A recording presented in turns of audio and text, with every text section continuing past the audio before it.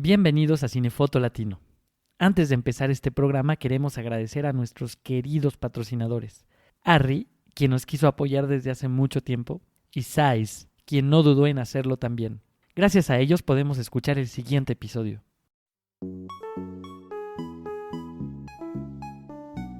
Hola a todos, les damos la bienvenida al nuevo episodio del Cinefoto Latino. En esta ocasión hablaremos con Alejandro Alcocer, gerente de ventas de Zeiss Latinoamérica. Este es un programa especial donde hablaremos de flares, cómo se comportan, qué son y cómo nos pueden aportar algo en las historias que estamos contando.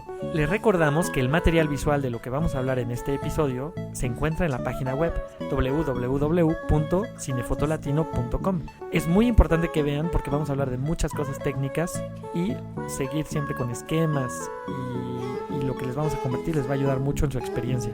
Como siempre, los invitamos a seguirnos en nuestras redes sociales. En Instagram, Facebook y YouTube nos encuentran como Cinefoto Latino.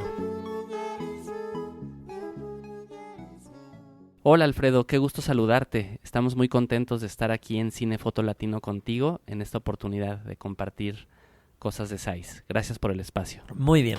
En este episodio vamos a hablar de flares, ¿no? A una cosa que a todos los fotógrafos nos encantan, algunos odian, pero digamos que los flares es muchas de las veces que hacemos pruebas de cámara o que escogemos un lente. No digo que sea la única cosa, pero tiene mucho que ver el por qué lo escogemos o no, por un flare o no un flare. Y justo ahorita estábamos platicando con Alejandro y aprendí bastante en un pequeño curso que me hizo de flares y de óptica. Entonces vamos a hablar un poco de los tipos de flares, que yo la verdad como que medio lo sé, pero tú me dijiste tres conceptos que son el ghosting, el stray light y el halo. Bueno, un poquito lo que quisiéramos explicar el día de hoy es ayudar a nuestra audiencia y a los fotógrafos a desmenuzar cuáles son las partes que conforman un flare. Como tú bien mencionas, todos hemos visto flares en las imágenes, que tanto que filman como que consumimos como espectadores. Y bueno, los flares son causados en primera instancia por la reflexión de los rayos de luz dentro de un lente rebotando en los elementos ópticos y mecánicos del lente. Bueno, todos sabemos que la luz incide en los objetos o sujetos y estos objetos o sujetos reflejan esa luz. Después esa luz reflejada tiene que hacer un viaje y un recorrido adentro de un lente que está conformado por muchos diferentes vidrios ópticos dependiendo de la fórmula óptica del lente. Hay lentes muy sencillos que tienen pocos elementos y hay lentes más complejos que tienen más elementos, pero al final del día el objetivo de esta luz es que viaje dentro del lente y focalice en el plano focal haciendo una imagen nítida. Entonces, cuando esta luz viaja dentro del lente y tiene que atravesar todos estos vidrios, suceden muchas cosas, entre ellas que la luz puede reflejarse y rebotar dentro de los elementos ópticos y mecánicos de nuestro lente. Ok. Y justamente es ahí donde llegamos a las aberraciones, digamos, luminosas, flares. Lo podríamos desmenuzar de la siguiente forma. La primera parte del flare es la luz que rebota en los vidrios ópticos. Esto es lo que conocemos como el ghosting, y normalmente el ghosting es lo que vemos en la parte más próxima o cercana a cámara en el flare. Y es una reminiscencia en algún sentido de la forma de los elementos ópticos del lente, lo cual vemos como la primera parte que conforma el flare, y en este diagrama lo podemos indicar. Todos esos diagramas se los vamos a enseñar, obviamente en la página están disponibles. Y justamente se llama ghosting porque sí parece un fantasmita cuando lo ven, como que se aparece ahí un fantasmita. Una pregunta, por ejemplo, yo cuando... Es verdad que de todos los flares el ghosting es lo que menos me gusta a mí, porque sí es muy invasivo, ¿no? Creo que un ejemplo como muy básico que podemos tener es cuando ponemos un filtro adelante del lente y rebota la luz en ese filtro, que se ve como, justo también se ve como algo raro. Yo a eso le llamo fantasmita, ¿no? No tenía el concepto ghosting para dentro del lente. Claro, ahí sucede algo un poco distinto y a veces se acentúa mucho esa doble imagen o ese ghosting cuando añadimos un filtro y este no se encuentra perfectamente paralelo, digamos, al plano del sensor. Empiezan a suceder cosas como las que tú mencionas de fantasmas o imágenes dobles. Y en efecto, pues sí, al final de cuentas, el objetivo de un lente es capturar la mayor cantidad de luz y hacerla viajar dentro del lente para llegar al plano focal del sensor. Claro, entonces a ver, tenemos el ghosting, luego tenemos el stray light, y cuéntame un poquito del stray light. El stray light es la segunda parte que conforma un flare, y se causa por la reflexión de los rayos de luz en las partes mecánicas del lente, en la carcasa, por decirlo de alguna forma. Por supuesto, los lentes están pintados con una pintura negra mate especial que trata de minimizar esas reflexiones en las partes mecánicas. Sin embargo, siempre hay una pequeña parte de esa reflexión, y es lo que conocemos como stray light, y esto se va a manifestar más hacia la parte central del flare, y su forma puede asemejar alguna de las partes mecánicas en donde está rebotando la luz dentro del lente. ¿Y stray qué significa? Stray es difuso, es como una luz difusa. Ajá, y en realidad, ¿cómo se ve? Sería como las líneas un poco, ¿no? Es como, o sea, puede tener la forma de esta pieza mecánica, y es como la segunda parte que vamos a ver, como la parte central del flare. Recordemos que el flare va a estar determinado también por las características de la fuente de luz. En muchos casos es el sol, en otros casos son fuentes de luz puestas por los directores de fotografía. Entonces hay como diversas combinaciones en ese sentido. Muy bien. Y ahora tenemos la tercera causa de los flares, que serían los halos. Háblame de los halos. El halo de difusión frontal se va a manifestar principalmente cuando tenemos luces a cuadro, cuando estamos filmando contra el sol, o cuando tenemos una fuente de luz con un ángulo de incidencia menor a 90 grados en relación al plano del sensor. Y en ese caso, como la incidencia es tan directa sobre el sensor, se genera un halo de difusión frontal que normalmente surge alrededor del punto de la fuente de luz. Es como un halo, como si despidiera literal un halo. Claro. Esto, el halo sería lo que le llamamos el glare, como o esa es otra cosa. El glare es un término que se utiliza más para indicar cuando el flare es tan excesivo y tan invasivo que de alguna manera ciega la imagen o ya no te permite ver lo que hay, simplemente ves como un gran destello de luz. Ahí hablaríamos de un glare, que no es deseado obviamente, porque pues a menos que sea una cosa muy específica de una toma que así se quiera, pero cuando los lentes, sus vidrios reflejan demasiada luz, en algunas ocasiones por falta de coatings, sucede el glare, y eso pues realmente es hasta cierto punto complicado de manejar. Es como la forma de indicar cuando el flare es excesivo. Claro, y justo llegamos a un tema muy importante de lo que queríamos hablar, es el coating. Primero, ¿qué es el coating? Bueno, los coatings son revestimientos ópticos que se aplican a los lentes. Es una tecnología que ha estado evolucionando a lo largo de muchas décadas. Inicialmente el coating se descubrió por accidente, de manera accidental, por Dennis Taylor para Cook.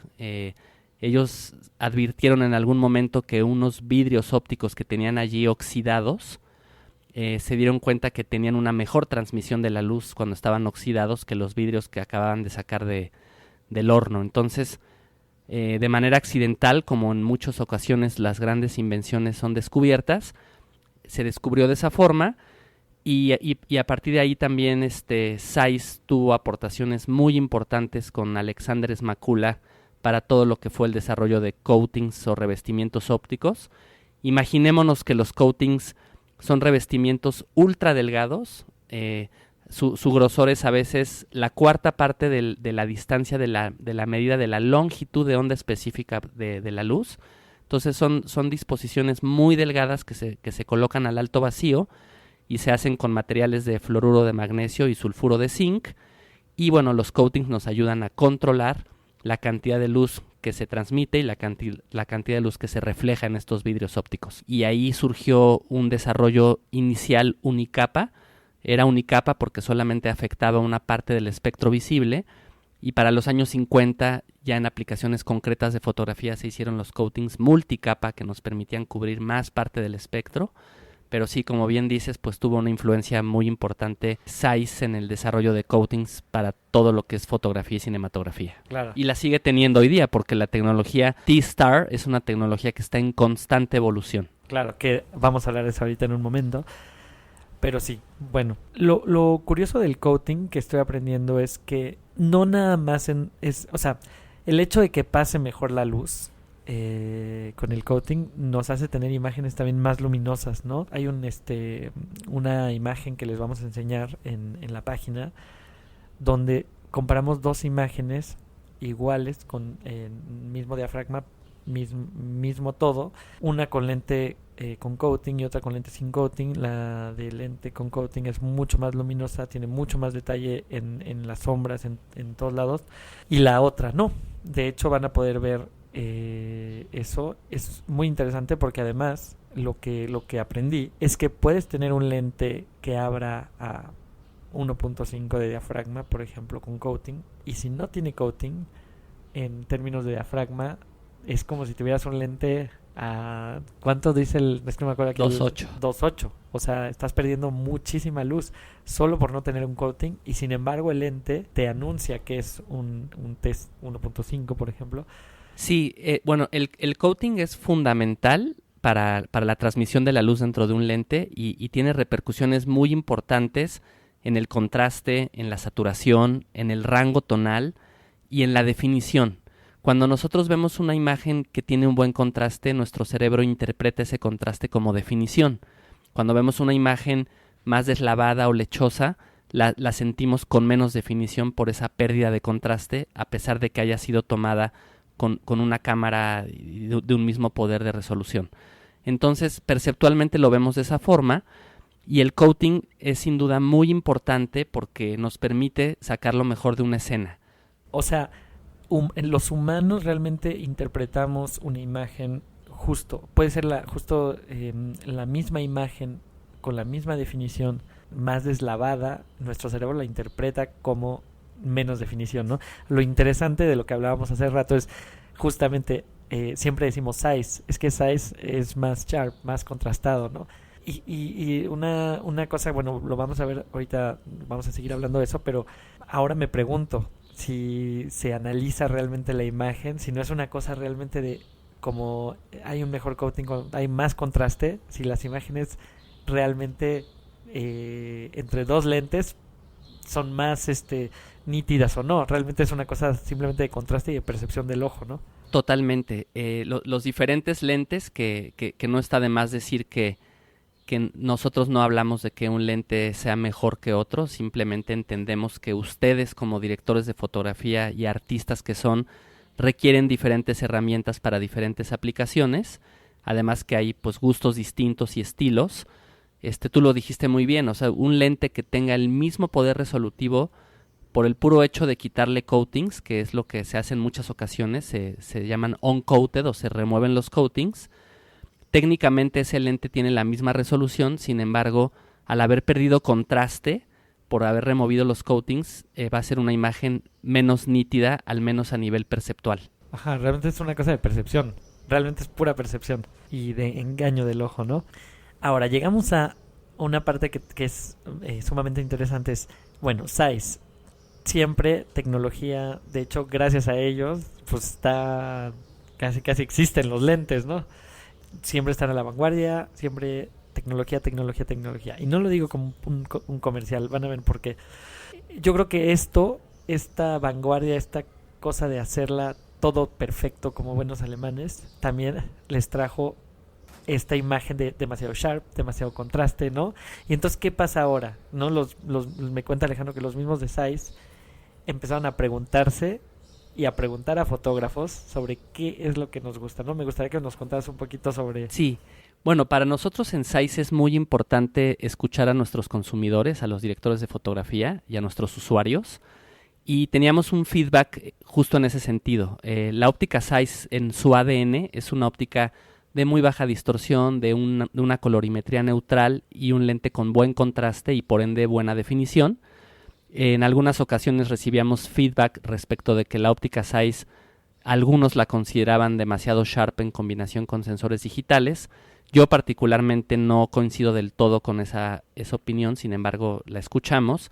Y Zeiss se dio a la tarea en diseñar un par de líneas de lentes desde cero, escuchando a los fotógrafos, y creamos los Supreme Primes, que son lentes muy interesantes porque por un lado son muy definidos en el punto de enfoque, pero también es muy suave y cremosa las áreas fuera de foco por delante y por detrás del punto de enfoque. Entonces es como tener definición y suavidad en una misma imagen, lo cual genera una imagen muy orgánica y que ha sido pues muy bien recibida y que le fascina a los fotógrafos. Pero no se quedaron solo ahí, porque todavía ahí decían, no, están muy contrastados, muy sharp. Y entonces, ahorita que cuente mejor la historia Alejandro, pero fueron e hicieron toda una base de datos, ¿no? Porque se hicieron la pregunta, no, a ver, ¿qué necesitan los fotógrafos? Nos hablan de flares, nos hablan de definición, de todo eso. Entonces, ¿qué fue lo que hicieron? Que es muy, muy curioso.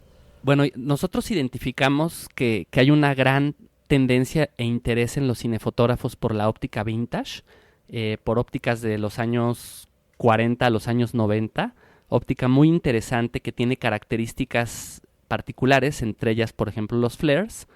Entonces nosotros sabíamos que queríamos hacer un lente con carácter, sin embargo no queríamos hacer lo mismo que se ha hecho hasta ahora, que es únicamente remover los coatings por todas las consecuencias en la imagen que ya hablamos, como pérdida de contraste, saturación, transmisión, etcétera. Queríamos hacer un lente con carácter, pero totalmente distinto. Entonces, a partir de allí, empezamos a hacer un catálogo visual de lentes vintage con nuestros amigos de Keslow en Los Ángeles, y filmamos una infinidad de lentes vintage como K35, Super Baltars, Cooke Speed Pancros, Zeiss, Super Speeds, etcétera.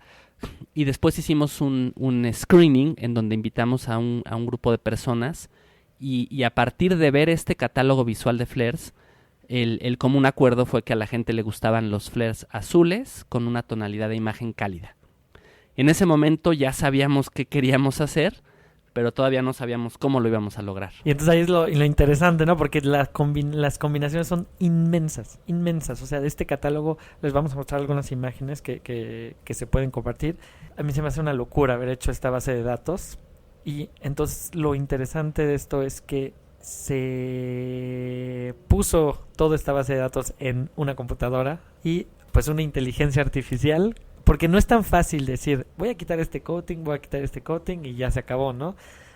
Porque las posibilidades son infinitas, ¿no? Entonces, pues gracias a la computadora, una inteligencia artificial se llegó a un coating perfecto para justamente tener flares como nos gustan a los fotógrafos y tener una sensación que ya cuando la hora que estoy viendo las imágenes, yo nunca he usado estos lentes, pero después de ver estas imágenes me interesa mucho conocerlos. Y se fue creando y se diseñó un lente con un look más vintage, ¿no? A partir de tecnología de punta y de inteligencia artificial, que se me hace una locura, ¿no? Y esto se llama el T-Star Blue, ¿no? Es lo que nos decías. Sí. Bueno, Zeiss, como les había dicho, es muy importante las aportaciones científicas y técnicas que ha hecho a lo largo del desarrollo de todo lo que son los T-Star coatings. La T viene de transmisión. Y en el caso de los Supreme Prime Radiance es un coating de última generación que se llama T-Star Blue, por el azul. Y como bien dices, Alfredo, hubiera sido materialmente imposible en términos de costo y tiempo empezar a construir prototipos de estos lentes de manera física, porque las combinaciones son infinitas. Dentro de un lente que tiene 14 elementos ópticos, cambiar los coatings en 3 o 4 elementos, las combinaciones se vuelven millones de combinaciones. Hoy día pues es tecnología de punta que nos permitió hacer simulación óptica muy precisa hasta llegar a la idea de lo que queríamos hacer, y después ya pudimos hacer los primeros prototipos y afinarlos. Sí, no, es muy interesante cómo la tecnología nos ayuda a crear esos looks, ¿no? Ahora habría que ver, ojalá que pueda seguir esto evolucionando. A mí lo que me queda de todo esto es, tengo mucha curiosidad de realmente probar estos lentes comparado a otros lentes, ¿no? Porque ahora están muy de moda entre los fotógrafos los Canon FD, los K35, todos los lentes yo mismo, que me encantan los Mamilla, que son muy viejitos, pero la pregunta que me hago es, ¿no es una cosa realmente solo de percepción? Y de mi percepción, entonces espero poder probarlos, compartirles las pruebas de comparar realmente estos Radiance con unos lentes vintage y realmente ver si es una cosa de percepción mía y que pero que si me ayuda a la historia, porque digo, yo soy un fan de usar lentes vintage siempre, pero me he enfrentado ahora en las producciones de estudio a la postproducción, y la postproducción no siempre, de hecho nunca, quieren lentes vintage porque no tienen información de nada, ¿no? Y los lentes modernos sí tienen. Entonces lo que me interesa, digamos, de estos lentes Radiance es un look, ¿no? Que es lo que siempre buscamos, y probar, o sea, como probar esta cosa del flare, y sabiendo que pues viene de una investigación grande de todos los lentes que nos gustan, pues es muy interesante. Para terminar, me gustaría solamente hablar de un punto del que hablamos hace rato, no con ustedes, queridos escuchas, pero quería compartirlo con ustedes, ¿no? Es un tema de diafragma, la difracción de diafragma específicamente, porque justamente uno siempre dice, vamos a cerrar diafragma para tener más profundidad de campo, más definición de lente, pero dime, Alejandro, ¿qué piensas de eso? Bueno, los rayos de luz que vienen desde el infinito, que vienen desde el sol, vienen en un frente de onda plano. Sin embargo, cuando nosotros hacemos pasar cualquier onda por una hendidura, como es el caso de un iris o un diafragma de lente, vamos a tener un cierto grado de difracción. Por supuesto, todos sabemos que en un diafragma más cerrado hay mayor profundidad de campo. Sin embargo, debemos de ser cautelosos de no llegar a los límites de la difracción de un lente, porque entonces vamos a tener un resultado opuesto. Más allá de tener una imagen definida, si estamos utilizando un diafragma demasiado cerrado que genera mucha difracción, los rayos de luz se desvían tanto que nos juega en contra y se vuelve, fuera de volverse definida, se vuelve menos definida. También es por eso que siempre ha existido este concepto de lo que se llama el sweet spot o el punto dulce, que es donde el lente tiene su mejor rendimiento, y bueno, siempre está más o menos ubicado en los diafragmas centrales. En los lentes más modernos se ha logrado que ese sweet spot o punto dulce sea en diafragmas más abiertos, pero es algo a tomar en cuenta, como bien lo mencionas. Y por ejemplo, los Radiance, ¿cuál es el sweet spot? ¿Podremos usarlos a 1.5 sin problema? ¿O? Los Radiance son lentes modernos, son lentes rápidos, 1.5 en el caso de casi todas sus focales. En el caso de los 11 lentes Radiance, todos son 1.5, y en su prim normal tenemos 14 focales, 3 focales más, que son 1.8 en el caso del 15 y 150 y 2.2 del 200, pero podríamos hablar de que todos son lentes rápidos y se pueden utilizar, por supuesto, todo abierto. Mucha gente se está beneficiando de esa profundidad de campo limitada con la velocidad rápida del lente y el full frame. Sin embargo, su rendimiento óptimo,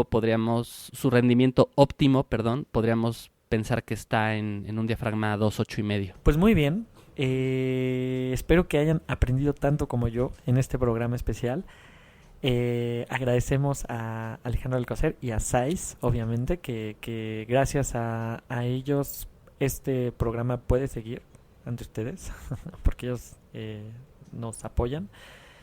Los invitamos a dejar comentarios si les gusta este tipo de programas técnicos, que nos digan de qué más quieren hablar, y si tienen más dudas en todo este tema óptico y flares, háganoslo saber y nosotros se lo vamos a compartir a Alejandro, o vamos a tratar de responder nosotros. ¿Quieres agregar algo, Alejandro?